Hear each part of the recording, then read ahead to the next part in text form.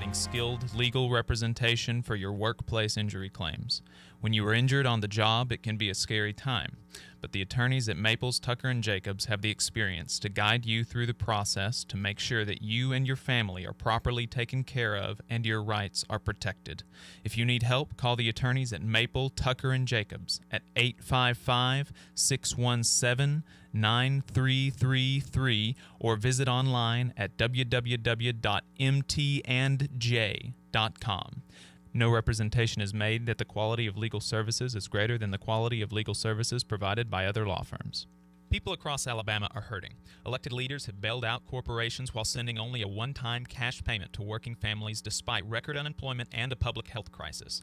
Hometown Action is fighting for working people across Alabama to build inclusive and sustainable small town and rural communities. Hometown Action demands that Congress pass a people's bailout that expands health care, sends cash payments to families, and invests in green jobs to restart the economy. Now is the time to act. Learn more at www.hometownaction.org. WVNN. Depend on it.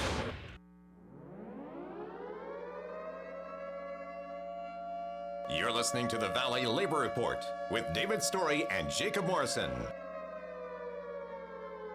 The time has come for America to hear the truth. We are going to stand with them, and not only are we going to fight for their rights, but we're going to stand up for our rights here in our state, in our homes, and in our communities. One day longer, one day stronger. One day longer, one day stronger. Because the future of labor's rights in the United States of America is not going to be decided in the courts. It's not going to be decided in Congress. It's not going to be decided on talk radio, and it sure is not going to be decided on Fox News. Solidarity forever. Solidarity forever. Solidarity forever.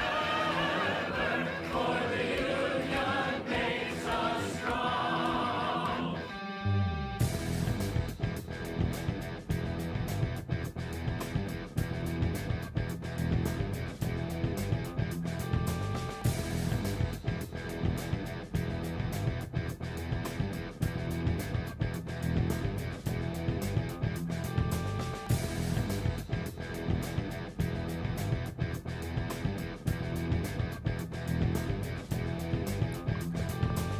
Good morning, Tennessee Valley. This is the Valley Labor Report.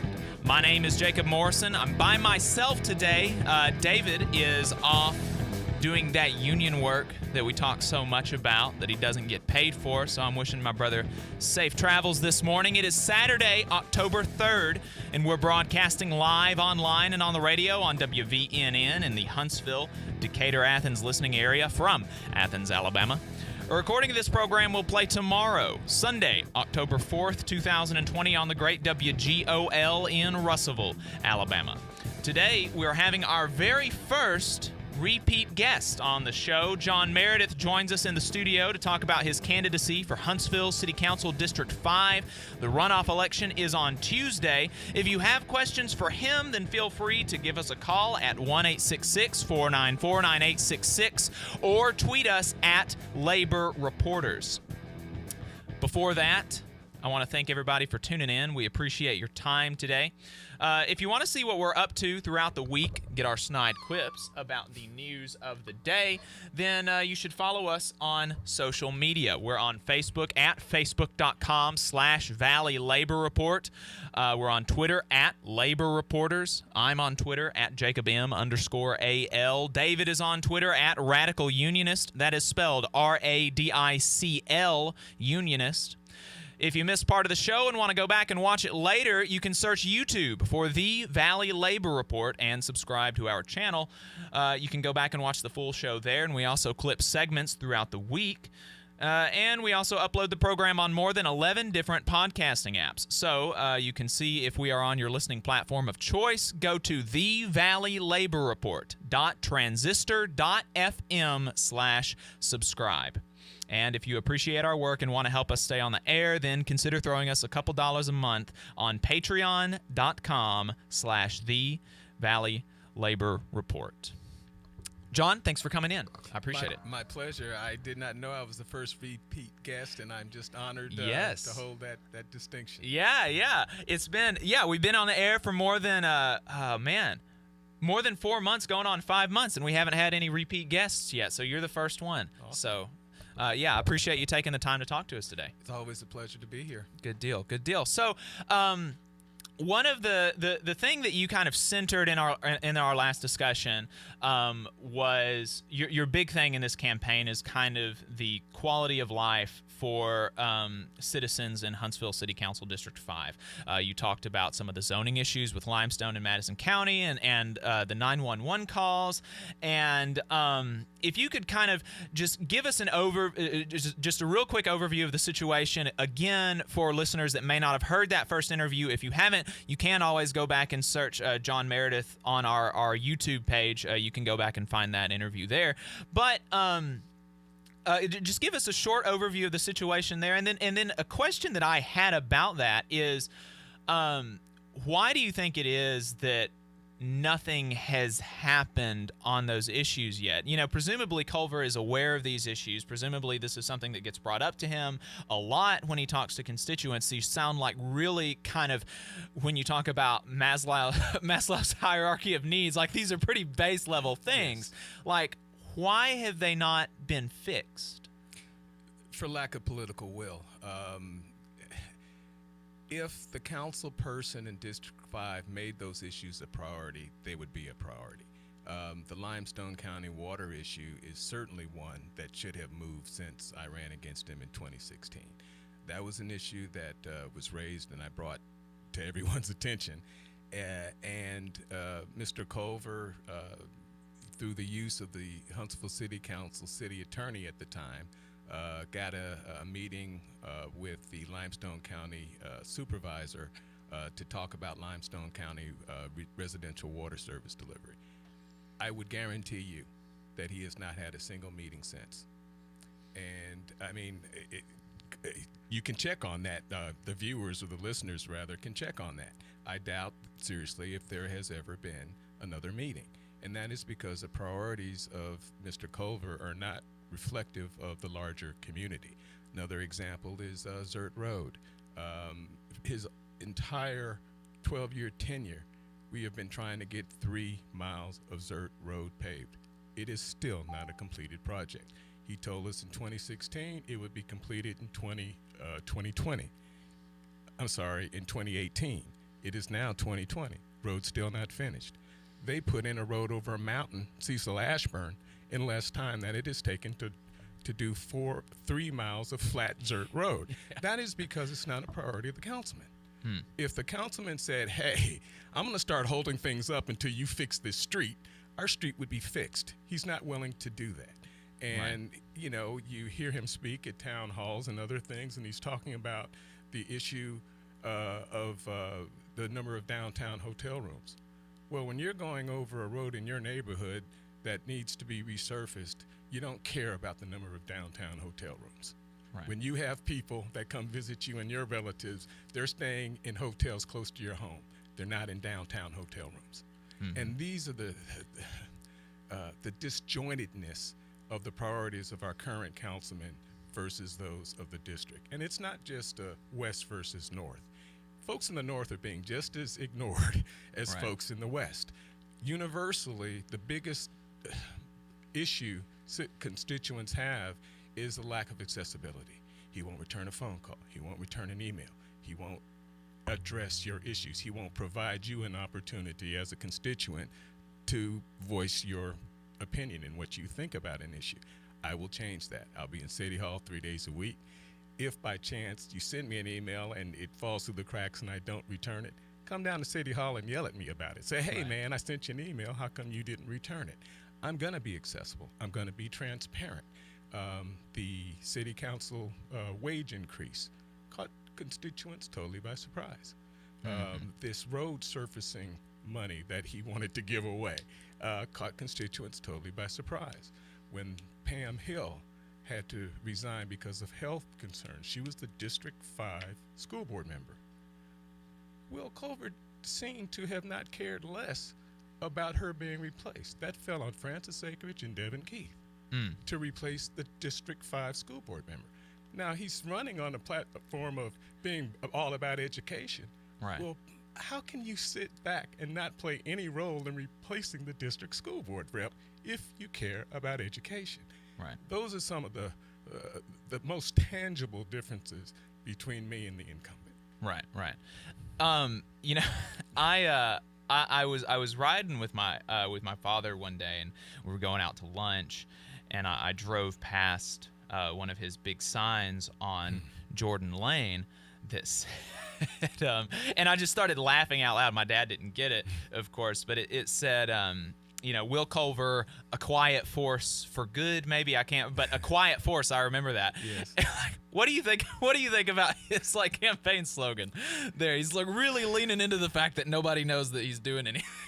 You know, that I appreciate the opportunity, the softball for a very poignant quip or attack on Mr. Culver. But I'm going to leave that alone. Okay. I'm going to let the audience go with that. But I will say, if you believe that as a constituent of District 5, you want a quiet representative, that's your guy. Right. If you want somebody that's going to fight tooth and nail to make sure that District 5 gets its, quote, fair share of things, and that District 5 in less than 4 years every neighborhood in District 5 can see a tangible increase in their standard of living or their quality of life, more specifically, I'm your guy. Right. I'm going to be the bull in the china shop when it comes to bringing home the bacon, for lack of a better term, for District 5 residents. Right. There will be no quiet storm with me. I'm going to be a loud and boisterous presence. And you know, I think that's a lot of you know, that's what a lot of folks want, and a lot of the listeners of this station, you know, a lot of the listeners of this station are Trump voters, and that is what they always said that they wanted, right? They always said that they wanted you know, they wanted a bull in a china shop, and that's why they voted for Trump, and because he was going to shake things up. And you know, whether or not he actually does that is another question that I'll leave for another day. But you know, that's something to consider, definitely. I'll chime in. You know, it's funny. I had an affiliation with the GOP, as many know, and it's funny that I am no longer in that party because of their willingness to follow one bull versus another. Right. Me as a bull, I believe firmly that I've stood firm on my principles. That nothing has changed. When I opposed the unattended minor policies under Obama, Republicans loved me. When I spoke out against family separation, putting those kids in cages under Trump, I became this anathema to the party. But I was standing firm on the same principle. If it is bad for President Obama to deal with unaccompanied minors that way, well, it's even worse when the Republicans rip families apart to treat those minors the same way and worse. And if Republicans can't see the ambiguity in their position, I'm sorry. But as that bull who's standing on moral principles, if you don't treat children and asylum seekers that way, I'm sorry. Right. Asylum seeking is international law. The fact that Donald Trump doesn't want to accept that international law does not make what he's doing right. Right. You know, you mentioned your affiliation with the Republican Party, and my understanding is that District 5 is a majority-minority district. Is that correct? Yes, but the demographics are changing, and one could basically make the argument that it is quickly turning blue. Okay. But if you rearrange the district like many would like to see, we'd like to see the city council move from 5 to 7. Some of those unique issues will not necessarily be unique amongst the newly drawn district, but there are major distinctions now between what is the entire 5th district. You take North Huntsville, and it is overwhelmingly Democratic, overwhelmingly minority, although it is not all black or Hispanic. Right. There are plenty of white people that live there as well. Right. The West tends to have started out more, we'll say white, but they're through all sorts of things, including the BRAC. It is growing in leaps and bounds, and pretty much every neighborhood, at least that I'm aware of out there, is mixed. Mixed, not just black and white, but Hispanic, Asian. In my community, there's everything possible. Religious differences as well. So we are that melting pot out there. But yeah, I think you're right. But that gap is the demographics are quickly changing in what is the 5th District. And the reason that I asked about this, and we're coming up on a break, and so I'm going to pose the question now, and we'll answer it on the other side. But the reason that I mentioned that is because, like everybody knows, most people in the black community are Democrats, and they have a very, they are very distrustful of Republicans, and with good reason. Yes. And so on the other side of the break, I want you to kind of talk to, there are undoubtedly people in your community that are like, they're like, why did it take him so long to get out of the Republican Party? Why did he not see what we saw? Like, why should they trust you as a former Republican and cast their vote for you when they have seen Republicans and Democrats, but definitely Republicans, beating down on them for so long? You're listening to the Valley Labor Report with David Story and Jacob Morrison. The attorneys at Maples, Tucker, and Jacobs have stood with the working people of Alabama for over 40 years, providing skilled legal representation for your workplace injury claims. When you are injured on the job, it can be a scary time, but the attorneys at Maples, Tucker, and Jacobs have the experience to guide you through the process to make sure that you and your family are properly taken care of and your rights are protected. If you need help, call the attorneys at Maple, Tucker, and Jacobs at 855-617-9333 or visit online at www.mtandj.com. No representation is made that the quality of legal services is greater than the quality of legal services provided by other law firms. All workers deserve fair wages, affordable health care, and a retirement plan that enables them to retire with dignity. All workers deserve to have a say about the terms and conditions of their employment, not just the bosses. With the machinist union's over 600,000 members having our back, Local Lodge 44 in Decatur, Alabama has been serving workers' interests for over 20 years. Our members have the best health insurance in the area with zero deductible plans. We set the bar for pay in the area with over $40 an hour rates, consistently averaging the highest non-college degree jobs in North Alabama with some of the best retirement plans in the industry. We can do the same for you. Together, we remain united, raising our voices to ensure justice on the job and service in the community. The Machinist Union is a true Southern union founded in Atlanta in 1888. We have been serving members' needs for 132 years. The longevity of our union proves our dedication and loyalty to the working class. The Machinist Union isn't just for machinists. We represent workers in government, healthcare, auto workers, aerospace workers, transportation workers, the defense industry, and woodworking. Our members even build the iconic Harley-Davidson motorcycles. If you're ready to get serious about better benefits and wages, if you want to have a voice in your workplace with over 600,000 members to back you up, call or email us today at 256-286-3704 or organize at iamaw44.org. Here in Huntsville, federal employees are an invaluable part of the nation's defense, offering unmatched expertise in engineering and technology and as stewards of taxpayer dollars. What we ask for in return is to be treated with fairness, dignity, and respect. The American Federation of Government Employees, AFGE Local 1858, is a union of working people looking out for each other, making sure that we're treated right. To inquire about joining or to learn more, call 256-876-4880. Hey y'all, are you tired of hearing that the South is just a bunch of racist rednecks? Well, tune in to Dixieland of the Proletariat podcast. We talk about Southern working class history and current events through a leftist perspective. Join Nelson, Senior Telecommunications Director Tommy, Comrade Kate, former pig farmer Tyler, and Brother William, wherever you stream your podcast. And good Lord willing and the creek don't rise, we'll see y'all next time. It's Dixieland of the Proletariat, y'all. WVNN.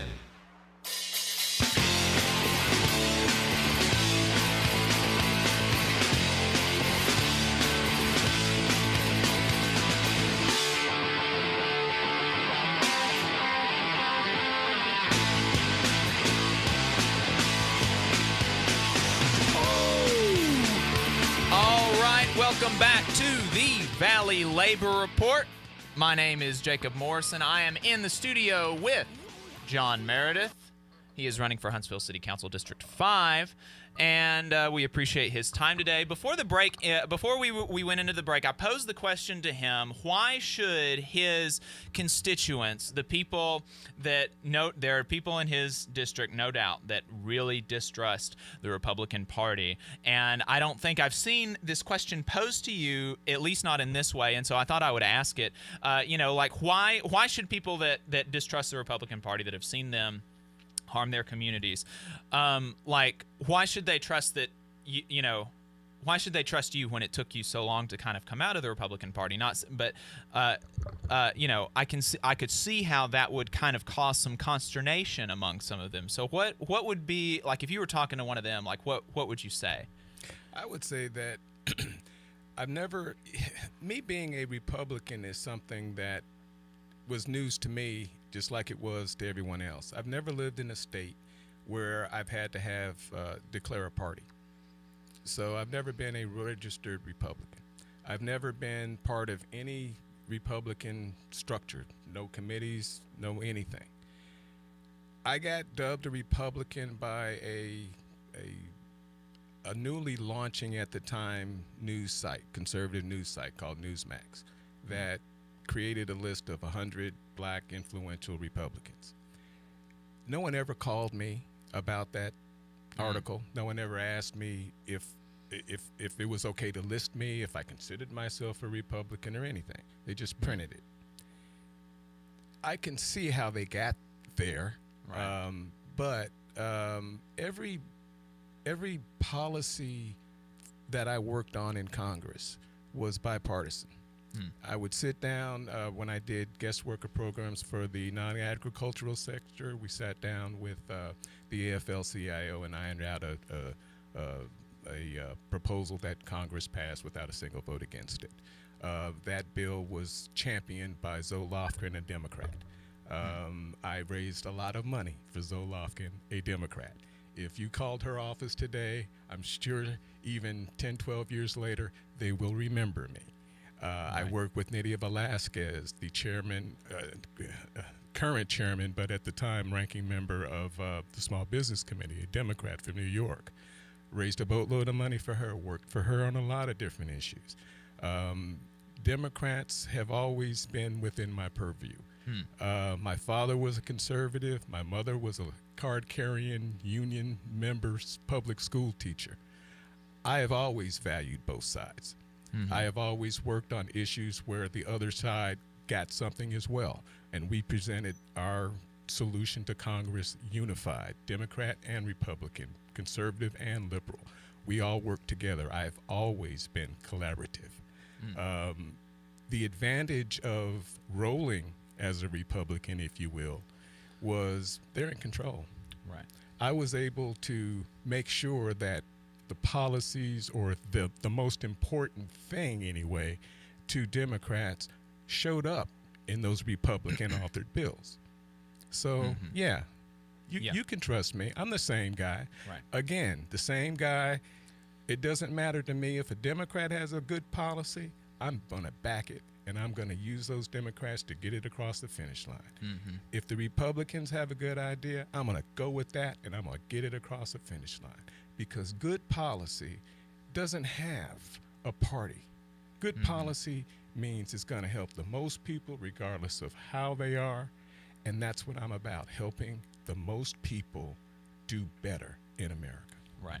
I think that makes a lot of sense, and I think that most people would understand that, especially the thing that you mentioned about rolling with the Republican Party, because they're the people that are in power, and so that makes a lot of sense. And I've actually I have in the past kind of kicked myself because I have in the past so publicly aligned with the Democratic Party. Like I thought that it would be, for any enterprising young person out there who has not been particularly public with their political affiliations, maybe you could try this, but I thought that it would be a good idea to maybe, be a Republican publicly, but be like a radical Republican, like the ones, like the abolitionists, or like the ones during Andrew Jackson's day. When Andrew Jackson was the Democratic presidential candidate, there was a there was a strong cohort of like radical Republicans is what they were called, and they were like progressive, and some of them were socialists, and they put forward a very progressive agenda that would have helped a lot of people. And if you could do that in Alabama, that you probably make a lot more headway than you would running as a Democrat. So well, the one thing I'll say about it to really to all, but I was going to say the Democrats that have doubt. I suspect that at this point in North Alabama, there's no one hated by the Republican Party more than me. So if that means anything to you, I'm your guy, because the Republican Party has pretty much had it with me standing up for what's right in the era of Trump. I guess I'm the only one in North Alabama that said he was never Trump and actually meant never Trump. Right. It's not never Trump until he gets elected. It's never Trump. Yeah, I if you listen to this station very much, you would know that. So the national politics and even statewide politics, to a certain extent, we can kind of set aside further. I want to take you into a third segment. Is that okay? Yeah, that'd be fine. But because a lot of that is almost immaterial to what's going to be happening in your district. And so one of the things that I know that a lot of people have asked me about is the general schedule for city employees. In 2018, the general schedule was cut for entry level by more than 2%, and the steps were cut as well. There are 7 steps, and each step was a 5% raise, and that was taken down to a 3% raise. And COLAs have only been 1%, which is not an actual COLA. And so what has happened with the general schedule is that they removed or they made the cap higher, but they cut every step along the way. And so in 30 years, you could be making more potentially as a 30-year employee than you could now. But on the way to getting there, you're looking at $45,000 less over a career of service. And a lot of people don't spend 30 or 40 or 50 years with the city government, with the municipal government. They want to have a 25 or 30 year career and then be able to retire. And so I want to ask you about what your opinions on the general schedule and your opinions on the RSA moving back into Tier 1 on the other side of this break. So stay tuned. You're listening to the Valley Labor Report.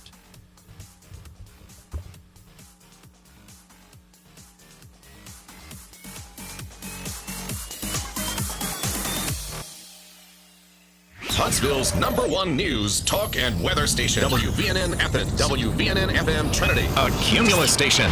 It's 10 o'clock.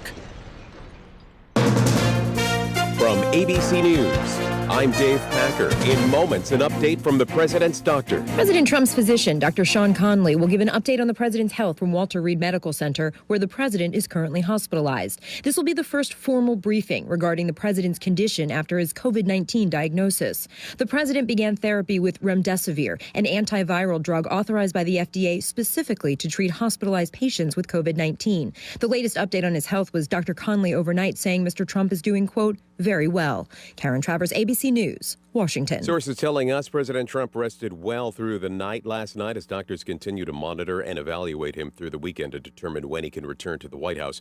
We're also told Mr. Trump had experienced a shortness of breath after testing positive for the virus, but he's described now that his breathing is normal this morning. Epidemiologist and ABC News medical contributor Dr. John Brownstein says the next 10 days will be critical. We have to understand that every individual is different, and we have very limited information about the president right now, but we do have concerns because of his age. We know that men have a higher risk of complications, and we also know about underlying conditions, right? Obesity, high blood pressure. All of this combined makes for a really high risk individual. First Lady Melania Trump also infected, staying at the White House, and the list of those testing positive in the president's circle is growing. Truly an unprecedented turn. Not only has the president tested positive for the virus, the two people charged with leading his re-election efforts have also tested positive. The chairwoman of the RNC and the president's campaign manager are infected as well. The state of the race now in turmoil with just 1 month to go. Rachel Scott, ABC News, Washington. On Capitol Hill, still no deal for a coronavirus relief package, but House Speaker Nancy Pelosi says she's still optimistic about a bipartisan deal despite negotiations being, quote, way off. You're listening to ABC News. There will never be a dispute over whether fruits and vegetables help supply the nutrients your body needs to build a strong and healthy immune system, which is vital in protecting you from outside invaders, such as bacteria and viruses. Balance of Nature provides you with all your recommended servings of fruits and vegetables with a combination of 31 different organically grown whole fruits and vegetables every day. They come in capsules, which can be taken in less than 10 seconds at a cost of about 22 cents per serving. Why wait? Get a wide variety of all your daily recommended servings of whole fruits and vegetables without having to leave your home. Right now, Balance of Nature is offering free shipping and 35% off on any new preferred order. Call 800-2468-751. That's 800-2468-751. Or by going to balanceofnature.com and make sure to receive this special radio offer by using discount code FRUITS. Hey y'all, are you tired of hearing that the South is just a bunch of racist rednecks? Well, tune in to Dixieland of the Proletariat podcast. We talk about Southern working class history and current events through a leftist perspective. Join Nelson, Senior Telecommunications Director Tommy, Comrade Kate, former pig farmer Tyler, and brother William, wherever you stream your podcast. And good Lord willing, the creek don't rise. We'll see y'all next time. It's Dixieland of the Proletariat, y'all. Where Alabama talks. WVNN. Depend on it.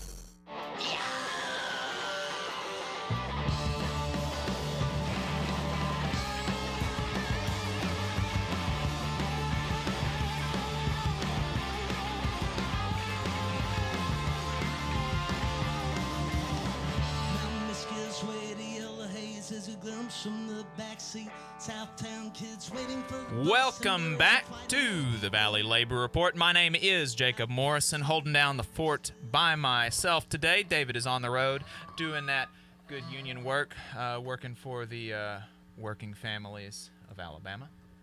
Thank you, David. Safe travels. Talking to John Meredith. He is running for Huntsville City Council District 5. The runoff is on Tuesday. We had somebody call in just a second ago, and I was like wrapping it up, and I couldn't answer the phone because I was wrapping it up, running the board by myself. But if you want to call back in, you can do that now, 1-866-494-9866. But when I left off, I was asking John about the general schedule and how it was cut, and how that's going to amount to tens of thousands of dollars less for city employees. And additionally, I alluded to, and I'll kind of I'll expand on that a little bit more. The RSA program, a while back, cities had to, or cities went to a Tier 2 system, and the state has recently allowed cities to go back to a Tier 1 system. And Huntsville is one of the last holdouts for to move back to the Tier 1 system. And the difference is, I mean, really astounding. You're looking at Tier 2 is the average of the highest 5 years of the last 10 years service, whereas Tier 1 is the average of the last 3. There's no sick leave conversion in Tier 2 versus there is in Tier 1. It takes longer to get your full benefits. The multiplier rate is lower. I mean, like, everything about Tier 2 is lower, and Huntsville has refused, one of the last cities in Alabama has refused to go back to Tier 1 because the city is saying the money isn't there, but they've got money to give tax breaks to corporations so that they can move here and set up shop here, and they've got money for this thing and that thing, but they don't have money for their workers. And so can you talk about, would you support going back to the old general schedule and then tying that to inflation so that future councils can't cut wages via inaction? That's one of the things that I have found that really, like, riles me up, because the default when you don't have wages set to inflation is that wages are going to be cut. And so would you support going back to the old system where their wages were higher and tying that to inflation? And would you support going to the RSA Tier 1? I'm drinking through a fire hose now with information that you've just put down. Although I will be honest and share that I've had discussions with the firefighters about this, and it came up earlier this week on social media. Although that was far less explicative of than you. From what I know right now, I certainly support that change back. I will certainly support city workers at every opportunity that I can. That said, I am undereducated on the issue, and I need to know what the other side has to say, because it obviously, I think, I was about to say I know, but I think the reason it was changed was for the city to be more fiscally responsible. Now, if I know moving back, at least I think moving back is going to have an initial price tag on it. And right now, with the COVID and city coffers declining, may not be the perfect time to take on another financial obligation. But once the new normal is established and we know what our budget, and we can start predicting the city budget again, I think would be probably a better time to look at that. But it's about sustainability. After we take that initial hit, can we sustain the levels that we're going to have to match moving forward once we change back? If it's sustainable, I absolutely would vote for it. Right. If it isn't sustainable, I would try to find other avenues to augment employee salaries to make up for that. It's not going to complete the gap, but it'll add something to them to make up for what we couldn't do on the retirement side. Okay. So there are, obviously I'm concerned with city employees, but most workers in Huntsville are not city employees. Most workers in Huntsville work in the private sector. And something that we know that happens in the private sector, or that I know that happens in the private sector, because this is kind of like, this is my bailiwick, labor rights and stuff, is that non-compliance with wage and worker protection laws persists at an extremely high level throughout the country. And in fact, wage theft accounts for more in dollars stolen than all property crime combined. Despite this, there are almost no resources devoted to fighting wage theft. We've got, we pay police salaries, we pay investigation units, we pay like investigators to look into property crime and try to solve property crime and all of these things, and that's good, and we need to do that. But we don't do that for wage theft. And, the harms of wage theft obviously extend beyond their immediate victims. They reduce taxable income. They exert downward pressure on the wages of all workers in the affected industries. And law-abiding business owners are also harmed as their competitors unlawfully trim labor costs. So what steps and wage theft, what that looks like is people doing labor off the clock, that's just kind of the unspoken thing that, you clock out. And I remember having to do this in a restaurant. You clock out and then you do your side work, or you work overtime and they don't pay you time and a half, or they put you, there are all kinds of ways to get around wage laws that employers use a lot. And so, have you put any thought into steps that the city could take towards eliminating wage theft, or actually putting resources into fighting wage theft and fostering an environment of worker protections throughout Huntsville? To be honest, no. Wage theft is something I hadn't thought about on a local level.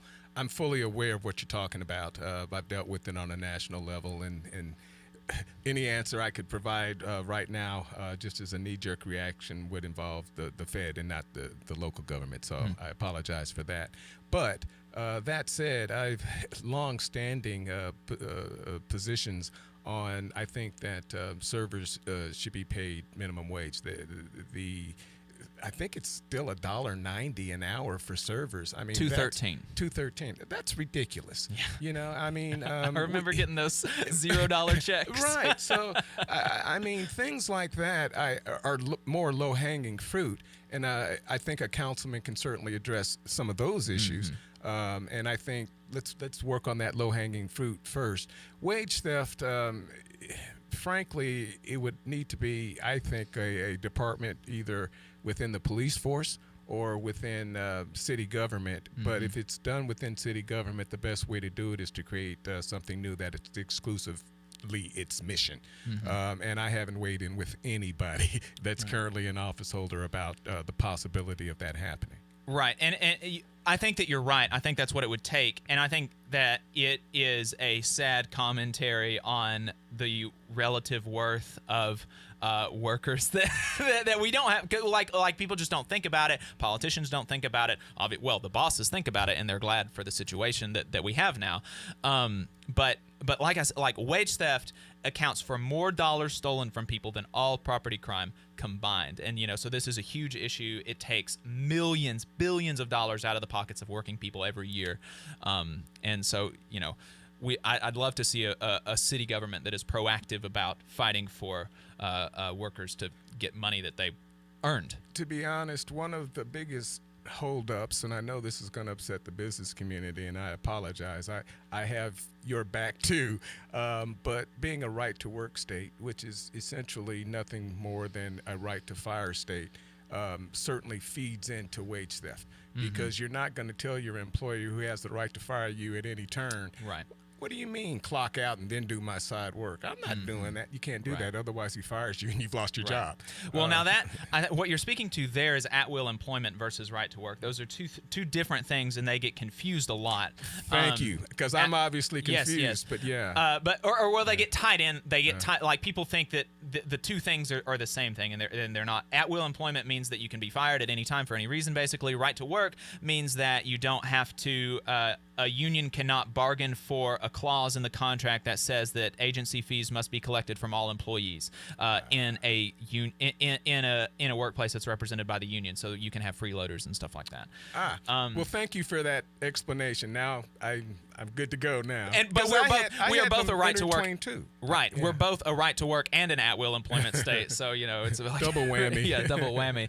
Got a couple more minutes here. While we're talking about that, let me just say that since the last time coming on this show, and your discussion about how the city won't deal with unions and they force you to get a business, and then it ups the 10%.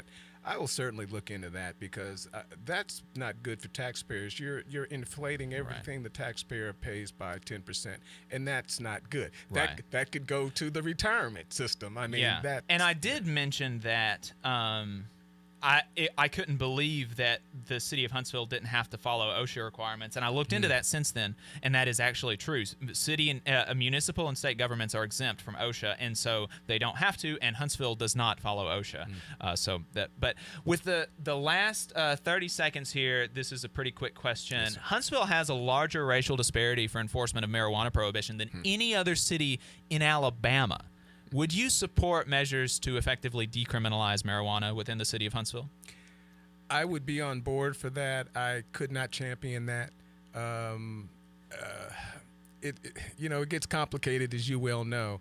But I think right now that the penalties for it are just out of whack. And for folks' future lives to be so negatively impacted, frankly, over very, very small amounts, let alone the racial disparity, I would vote for it, but I would leave that up to someone else to champion that cause. Okay. I've got too many other tangibles to deliver. Right. I'll say I don't think that it's complicated. I think that it's pretty simple, but we'll leave it there. John Meredith, where can people find you?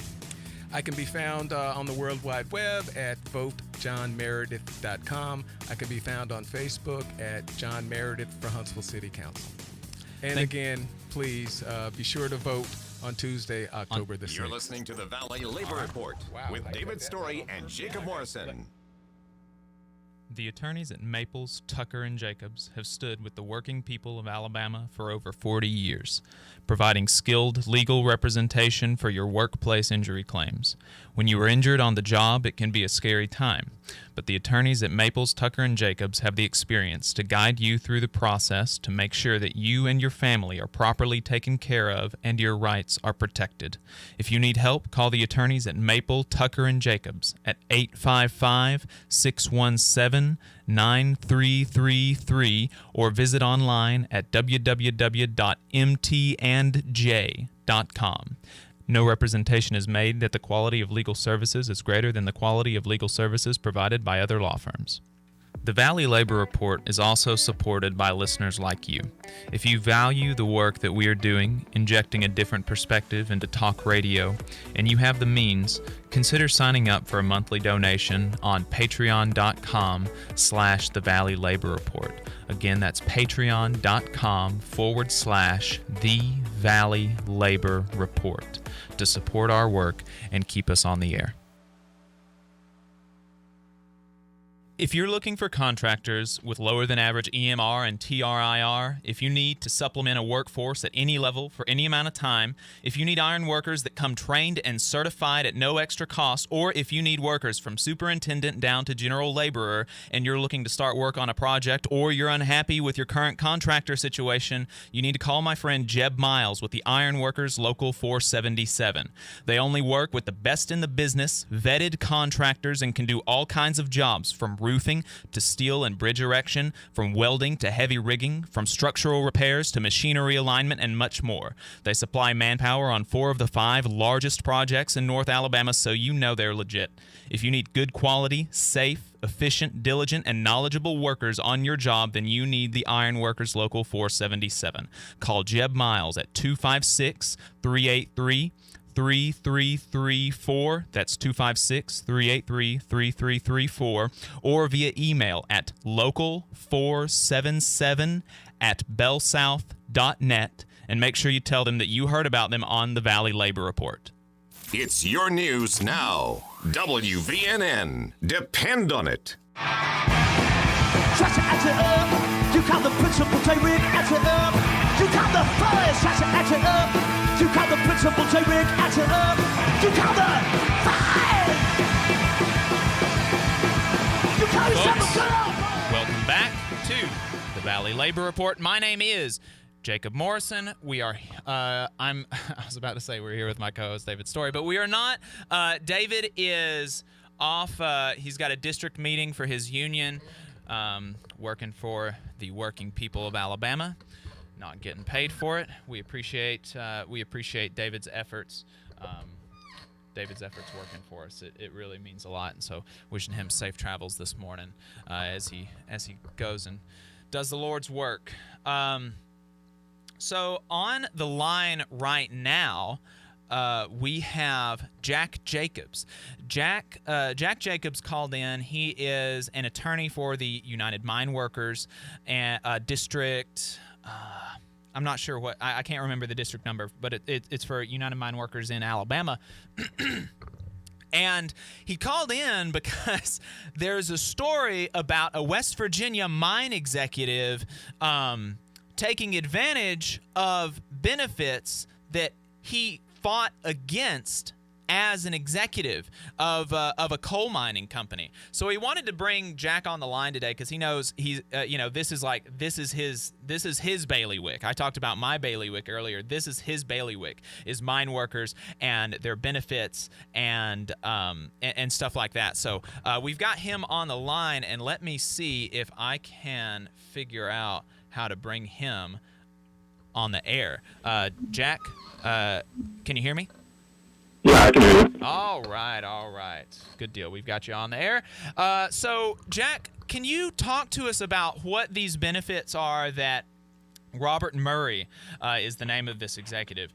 Can you tell us about the benefits that he is that he's looking to take advantage of? What exactly they are and how they were won?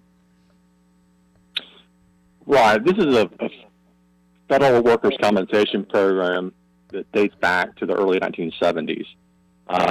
provides benefits for coal miners who are disabled due to black lung disease. Benefits in terms of cash payments and in medical benefits as well.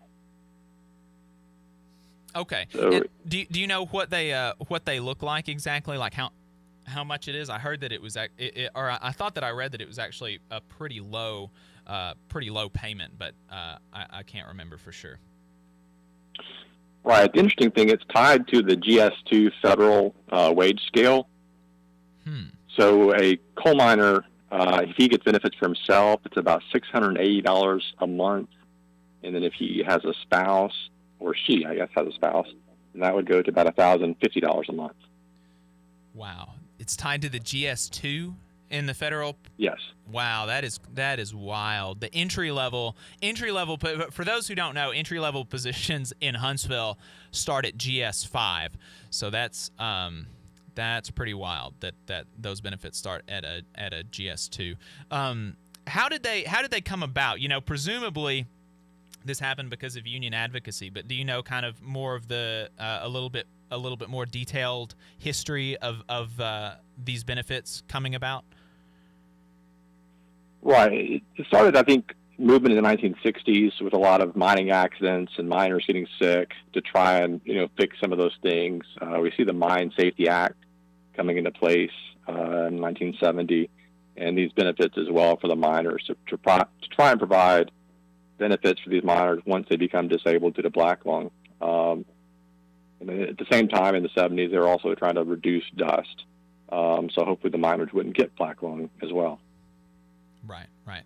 And that came, and like we mentioned, that came about because of union advocacy. They had people lobbying Congress. They were going out on strikes. I don't know exactly how much the strike in Harlan County in 1976 played into that, but there is a really powerful documentary that you can find on YouTube called Harlan County, USA, that detailed a mine worker strike in Harlan County's in West Virginia, right? Harlan County is in Kentucky. In Kentucky, okay. Yeah, so this was a mine worker strike in Kentucky in Harlan County, and I remember watching that, and that was a really powerful documentary. So I'd recommend people check that out. And so what's interesting about this situation with Robert Murray, he's the CEO of a coal mining company, and now he's taking advantage of these really almost kind of piddling benefits that mine workers are afforded. The ironic thing is that he fought against any time mine workers trying to get better benefits, better working conditions, more safety on the job. He was on the front lines against these protections, wasn't he? Oh, absolutely. He's fought against mine safety even after the Crandall mine disaster in Utah, and he fought against regulations after that. He's fought against increased dust regulations in the mines, and he's also very anti-union. So hasn't been there for the miners, that's for sure. Do you think that he'll be able to? Do you think that his claim will be? Do you think that he's going to be able to actually take advantage of these benefits? I don't know. I mean, part of the thing is I understand he's still working. Just as a practical point, you have to be disabled from your last coal mining job. You can technically qualify. You may not get any money if you're still employed, though. So that's, one question in my mind. It sounds like he's got some pretty serious lung problems, no doubt. So from that standpoint, he may very well qualify under the Act. Okay. And it's amazing thinking about the fact that he could be so disabled, and he very well could be so disabled from just the supervision that he did in the mines. I mean, imagine how many more workers are in worse positions than him, the people who are actually doing the work. This is a CEO. This wasn't even like a middle manager type of person. This is an executive. They're not down in the mines all the time. I think the fact that the fact that he could have black lung or whatever it is that is his specific problem, the fact that he could have that problem really underscores how dangerous mine work is, and how important it is for these workers to have advocacy, to have a union, to have a voice on the job, and stuff like that. Just to clarify, Bob did start working in the coal mines at a very young age. So he actually has quite a bit of history of himself working underground before rising to management. So he probably has a fair exposure history, and probably in some pretty harsh conditions, if I had to guess. Okay. Well, I wasn't aware of that, so thanks for that. Thanks for that correction. So while we've got you on the line, could you just talk to us a little bit about kind of some of what you do here in Alabama? You represent the United Mine Workers of America. What district is it? That's District 20.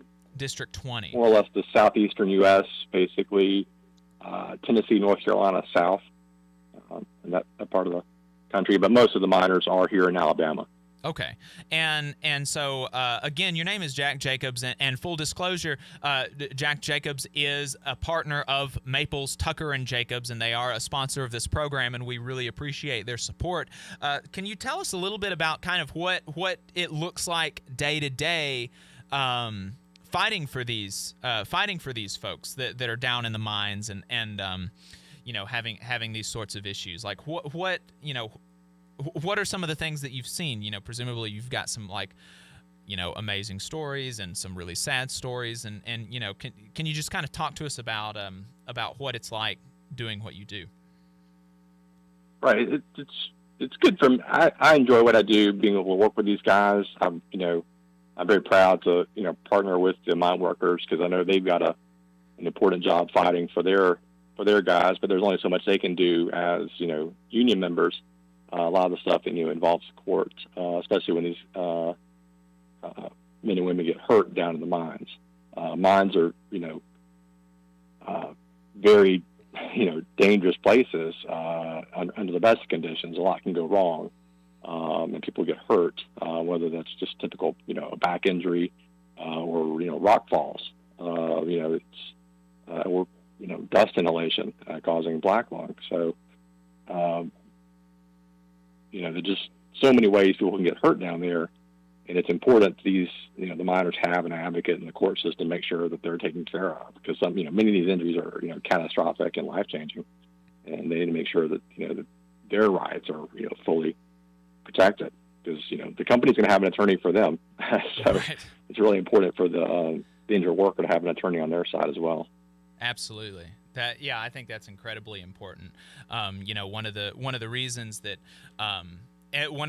unions are so important is because of the kind of power imbalance that is inherent between the employer and the employee relationship, and so having a union and collective bargaining that obviously increases the leverage that workers have, and it makes them able to afford things like attorneys where they wouldn't normally be able to. So, Jack, if you've got time, could you stay on the line for another segment? Sure, be glad to. Okay. All right, so we're going to be talking some more to Jack Jacobs about, his work for the United Mine Workers here in Alabama. Stay tuned. This is the Valley Labor Report.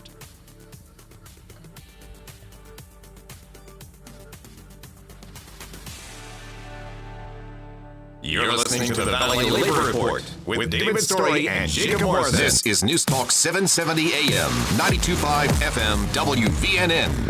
News starts now. President Trump remains at Walter Reed Medical Center being treated for coronavirus this hour. His doctor, Sean Conley, is expected to provide an update on his condition and symptoms at any time.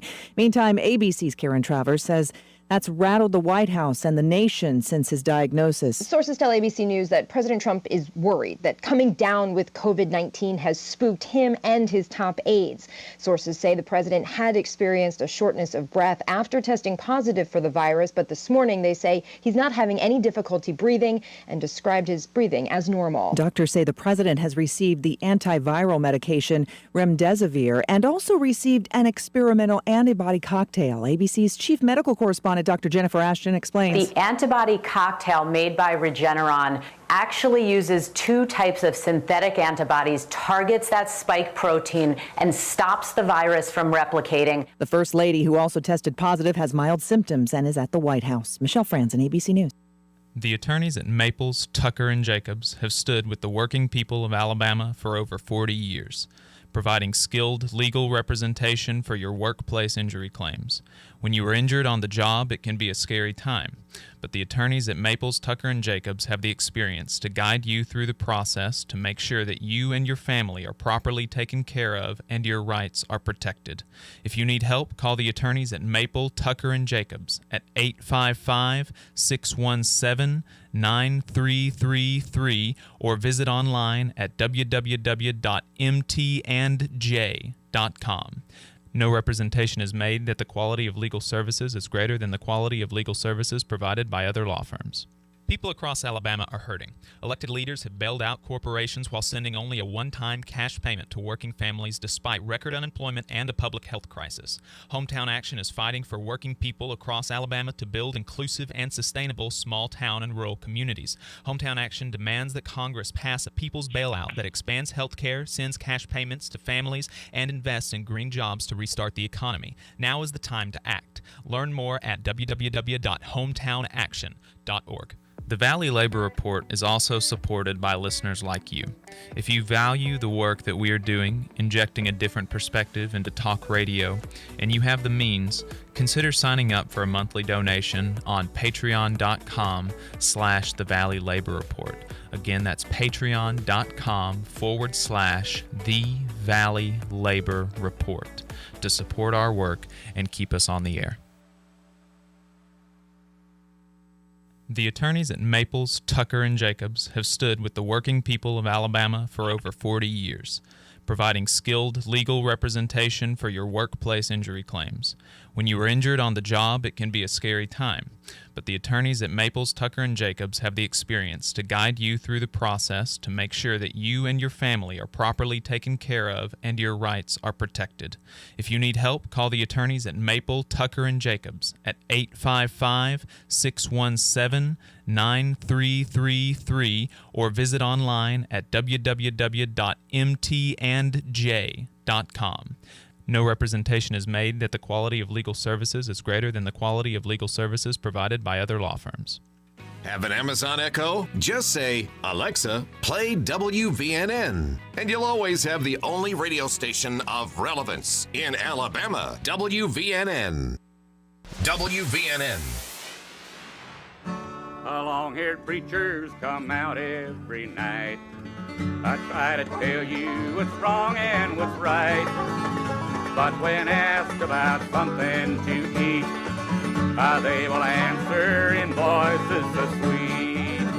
You will eat by and by, in that glorious land in the sky, way up high, work and pray, live on hay. You get by in the sky when you die, that's a lie. All right, welcome back to the Valley Labor Report. My name is Jacob Morrison, holding down the fort by myself this morning. David is out fighting for the working people of Alabama, so thank you for that, Brother David. Wishing you safe travels. On the line, we have Jack Jacobs. He is a partner at the law firm Maples, Tucker, and Jacobs. They represent, Jack represents the United Mine Workers of America, District 20, in the southeastern region, mostly in Alabama. He's also a personal injury attorney. So even if you're not a United Mine Worker, you can call his number. Jack, what's the number that they can call? Yeah, you can call our office number at 205-322-2333. Glad to help. anybody. We do represent people all over the state of Alabama, and we do a lot of work for coal miners, but other union members, other workers too. So it's a variety of folks. Okay, fantastic. Thank you.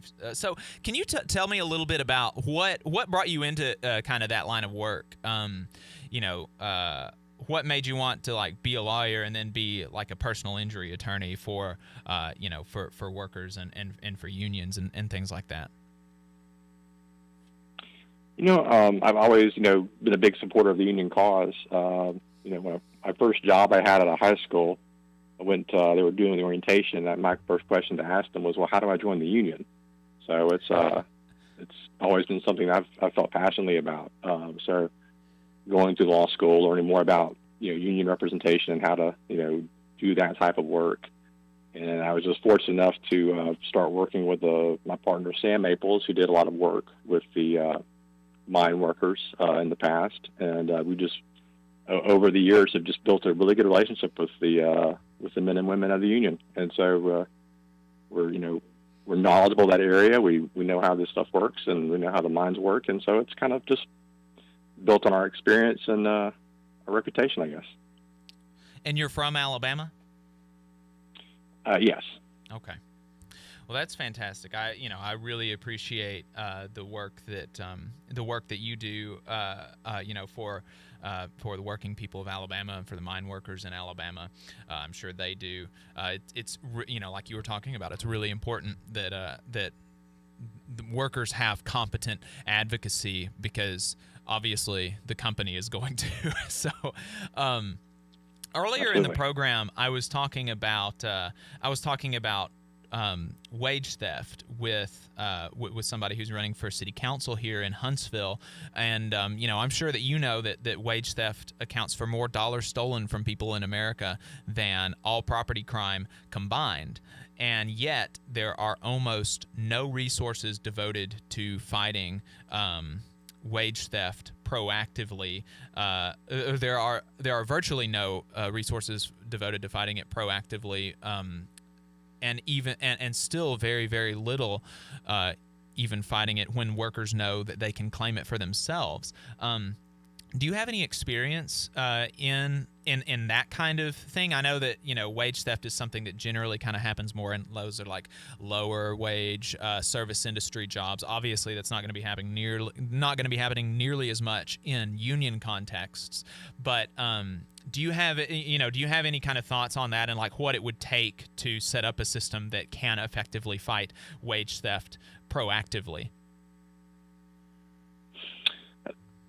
Those are good questions. I think, it starts with you making sure you're keeping track of your time and knowing what it is that you're supposed to be compensated for. When you start working for the employer, putting on that protective equipment, getting dressed, in the plant, making sure, that's all compensable employment. So, it starts with a little knowledge on the employee, but, I don't think that those employees necessarily have a good understanding of that. And so the employers are certainly okay with, taking advantage of the ignorance of the employee. Right. A lot of times lawyers do get involved. Right. They often the employees don't really have a good understanding of their rights. And then further, they often don't have a good standing to, even if they did understand the rights that they have theoretically. Like John mentioned, we're an at-will employment state, and so it can be very difficult for workers to exercise the rights that they do have, on paper. So and that's why I think union membership is so important. Having getting outside the at-will where you have rights where they can't just terminate you. Right. Or exercising, your legal rights, they have to go through, they just can't openly retaliate like that. So, right. I think union membership is very critical. And we would like to see more of it in Alabama. Certainly. For sure. Certainly. And that is, if union membership could only get you a just cause firing clause, in your contract. That would be worth it, because otherwise you live in a regime where you are in, we as Americans, we like to consider ourselves like freedom-loving people. We hate authority. We hate the government. We hate people telling us what to do. But the majority of our waking lives we spend under the thumb of an employer who can at any moment just let us go and make us like homeless and poor and for any reason or no reason at all under the employment regime that we have in Alabama. But if you have a union job and you're able to secure a just cause firing clause in your contract, then they have to have just cause to get rid of you. And I think that's a reasonable thing for employers to have to show to justify putting somebody out on the street, and that's not something that is not something that you're going to get without a union. And you mentioned wanting to see more of that in Alabama, and Alabama used to have the highest union density in the United States in the 40s, but there's obviously an organized assault on organized labor by politicians and by oligarchs and executives and things like that in Alabama. And so we're down to, we definitely have a lower than the national average, but we still have the highest in the Southeast, which isn't, it's not nothing. No, it's not, but you're right. The companies, push against this hard. And a few years ago, actually, Bob Murray bought one of the large coal mines in Alabama in Jefferson County. And he pledged, at that time that he was going to break the union there. And thankfully, they're still going strong. They've got some good, young, new leadership. I'm very excited to see them involved. I think, young leadership is key to have, transferring that knowledge to the younger guys and making sure that they understand the importance of the union. Right. Because it's about wages. It's about, making sure you're getting paid for what you do. It's about making...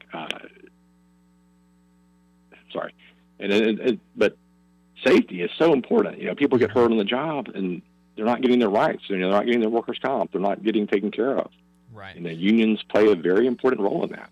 And, you mentioned the importance of transitioning leadership to kind of the younger generation, and I'm not sure if you've been able to listen to our interviews with the Machinist Union Local S6, who wrapped up their strike successfully a few weeks ago against General Dynamics, Bath Iron Works. And that was one of the things that they remarked on. I talked to an older brother who'd been a member of that local for 46 years before it was affiliated with the Machinist Union, actually. And he talked about how inspired he was to see the young people leading the charge on this. And, Max Alvarez, he is the host of the Working People's Podcast. He did an interview with one of those young leaders, Jamie Belfleur. And, she talked about how important it was for young people to be involved and how proud she was of the other young people in her union that were involved in, leading this strike. They were leading demonstrations and making speeches and leading, ringing bells and laying the hammer down in demonstrations during their lunch break, impromptu demonstrations during their lunch breaks with hundreds of people. So that's a really inspiring story, one that you don't hear often.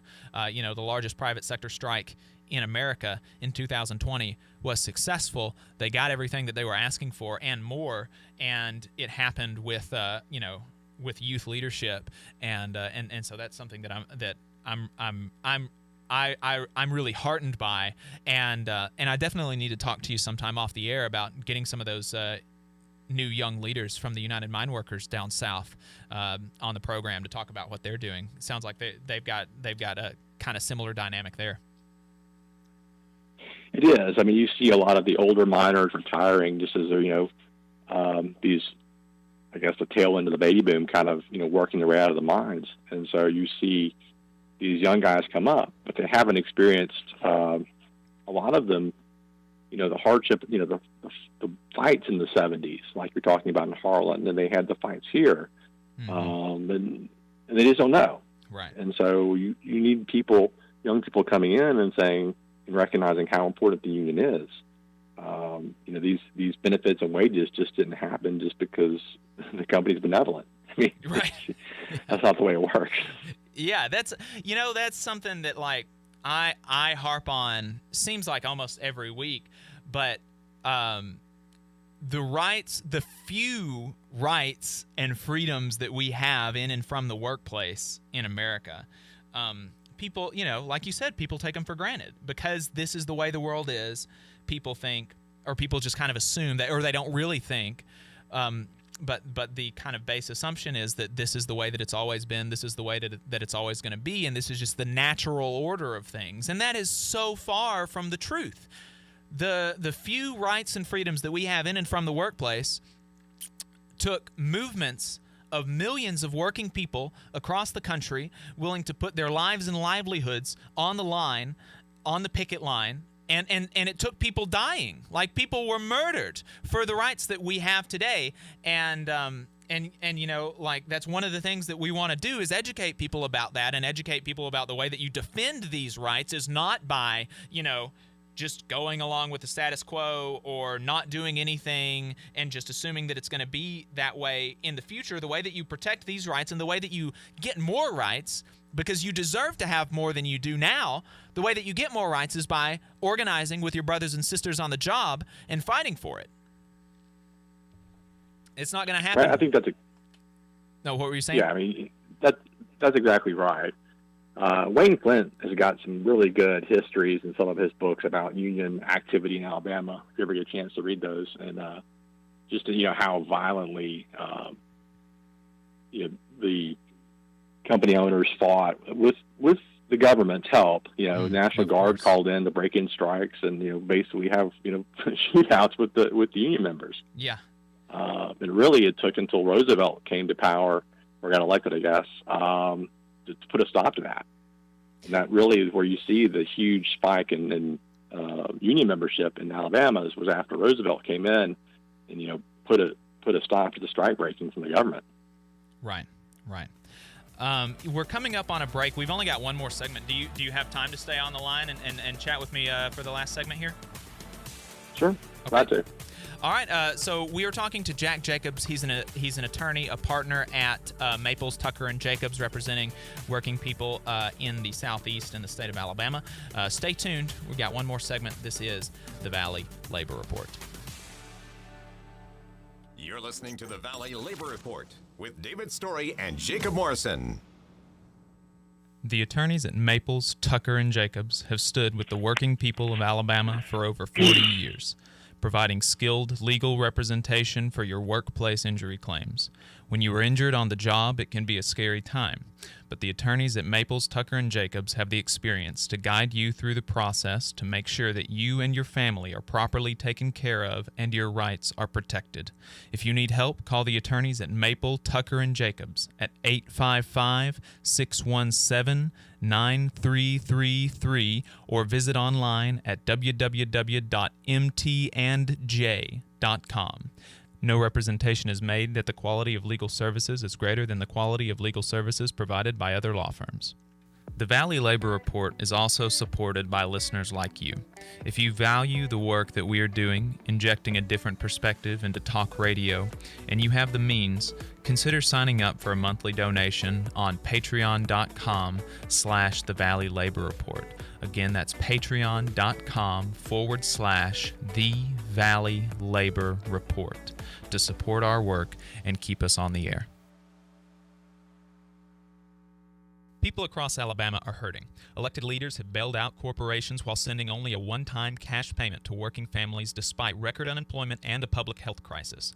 Hometown Action is fighting for working people across Alabama to build inclusive and sustainable small town and rural communities. Hometown Action demands that Congress pass a people's bailout that expands health care, sends cash payments to families, and invests in green jobs to restart the economy. Now is the time to act. Learn more at www.hometownaction.org. The American Federation of Government Employees, AFGE Local 1858, believes all workers are entitled to fairness, dignity, and respect. AFGE also knows that the best way to guarantee proper treatment is for workers to stand together, united, looking out for each other. In AFGE, we fight for workers every day to ensure a workplace that is safe and free from harassment. If you're a federal employee and want to be a part of this union to protect yourself and your fellow workers, call 256-876-4880. The attorneys at Maples, Tucker, and Jacobs have stood with the working people of Alabama for over 40 years, providing skilled legal representation for your workplace injury claims. When you are injured on the job, it can be a scary time, but the attorneys at Maples, Tucker, and Jacobs have the experience to guide you through the process to make sure that you and your family are properly taken care of and your rights are protected. If you need help, call the attorneys at Maple, Tucker, and Jacobs at 855-617-9333 or visit online at www.mtandj.com. No representation is made that the quality of legal services is greater than the quality of legal services provided by other law firms. WVNN. Depend on it.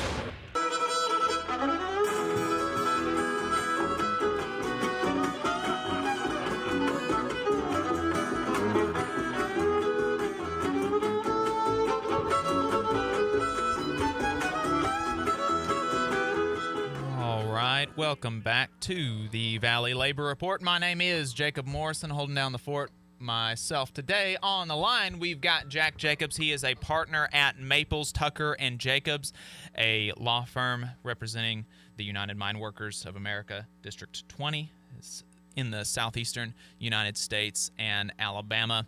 They also represent other workers in personal injury or, cases like that come up on the job.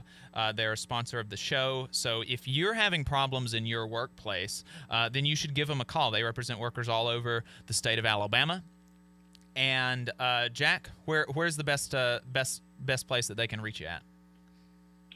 You can either call us. We have a toll-free number at 855-617-9333, or you can email us info@mtnj.com. All right. Either way, we can get back to you and help you out. What is the dynamic when a worker is not represented by a union and they've got like a question?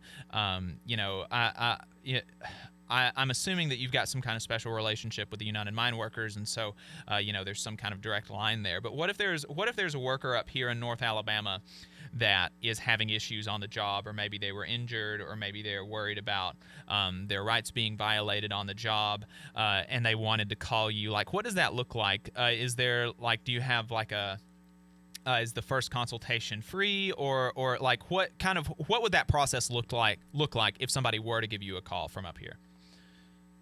Yeah, I mean, we don't charge for the initial consultation, and really, most of the stuff we do is we charge, based on whatever money we're able to help the worker recover, I guess. But a lot of the stuff now with COVID is done remotely anyway. So a lot of times we're able to do stuff over the phone, communicate. But if we need to meet people around the state, we do that as well. So it's just,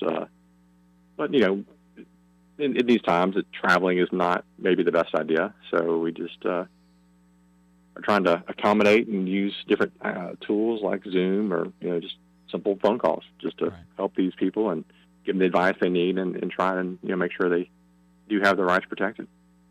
Fantastic, and we appreciate that here on the Valley Labor Report.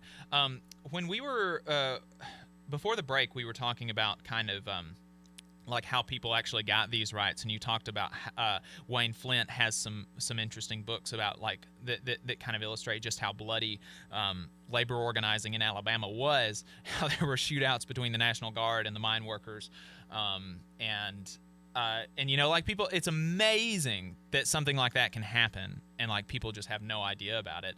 Another book that I'm constantly recommended, that I'm really excited to finally start reading, hoping to start reading that here in the next couple of months, is Hammer and Hoe, which is by Dr. Robin Kelly, about black Communist Party organizing in Depression-era Alabama. There were black sharecroppers that started to organize with, it was incidentally with the Communist Party, and they were able to win a lot, which you would not imagine, like a black Communist Party in Alabama being successful, but it was.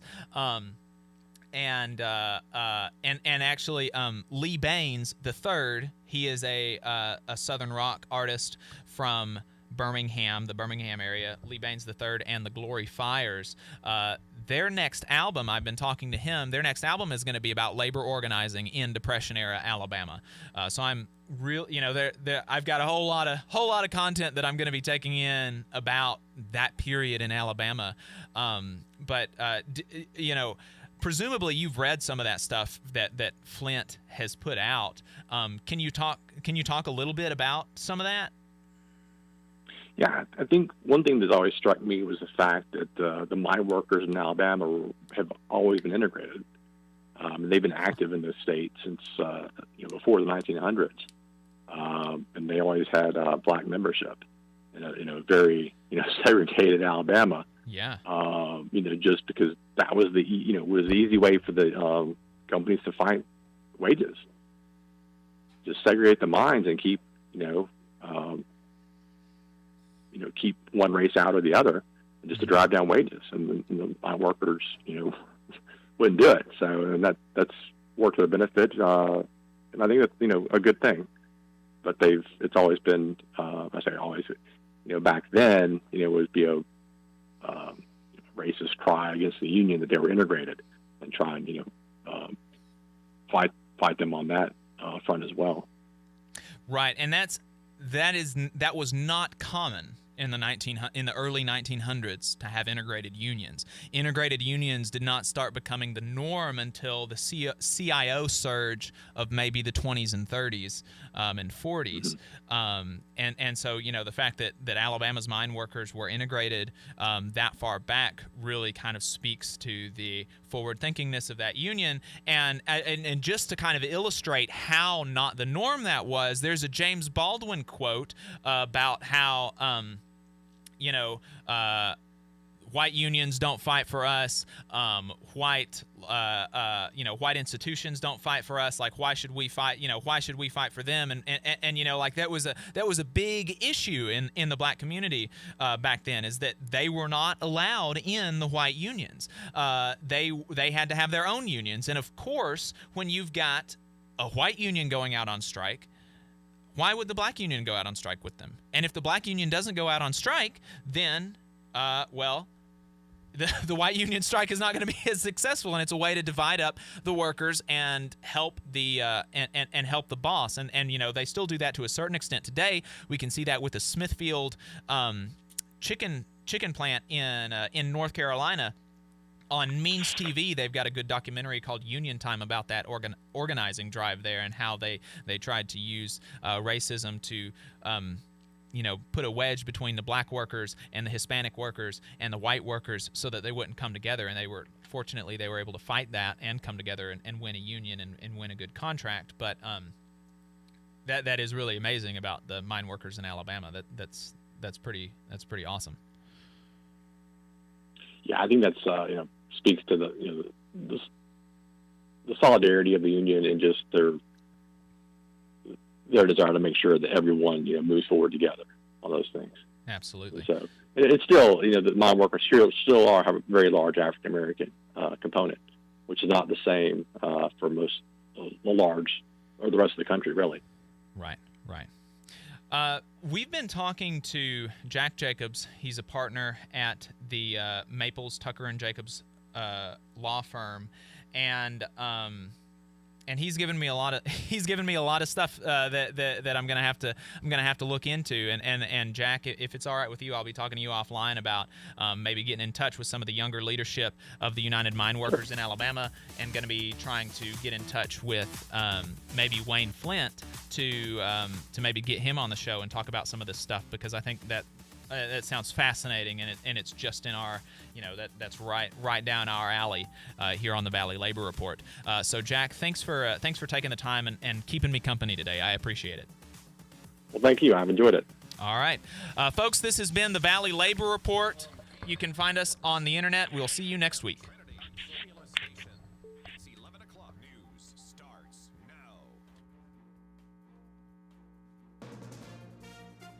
From ABC News, I'm Michelle Franzen. At Walter Reed Medical Center, President Trump's lead, Dr. Sean Conley, updating the public on the president's condition along with a team of doctors after he was diagnosed with coronavirus. They say the president is fever-free at the moment and in good spirits. I recommended we bring the president up to Walter Reed. as a precautionary measure to provide state-of-the-art monitoring and any care that he may need. His team of doctors say he's responding well to treatment so far. Another specialist, Dr. Sean Doolry. The president this morning is not on oxygen, not having difficulty breathing or walking around the White House medical unit upstairs. Doctors say the president received his first treatment of remdesivir after also getting an earlier experimental antibody cocktail made by Regeneron. Doctors say the president is 72 hours into his diagnosis and treatment. ABC's Dr. Jennifer Ashton explains that the president is in a high-risk category. Every patient has risk factors. Being a man, twice the mortality risk across every age group compared to women, as proven by data pretty early on. Obesity, having a body mass index of 30 or greater, 3 times higher risk of requiring hospitalization, and then age, being 74, 5 times higher risk of hospitalization. There's also a race to detect others who were exposed to the president. First Lady Melania Trump, along with aide Hope Hicks, who has also tested positive. And we're learning this hour, Trump advisor and ABC News contributor Chris Christie, who helped prep the president for his debate, has also tested positive. ABC's Cecilia Vega says they're also looking at another event 1 week ago. The big question is whether that Rose Garden event where he announced his Supreme Court pick ended up being a super spreader. 7 people we now know who were in attendance have since confirmed positive, including Kellyanne Conway.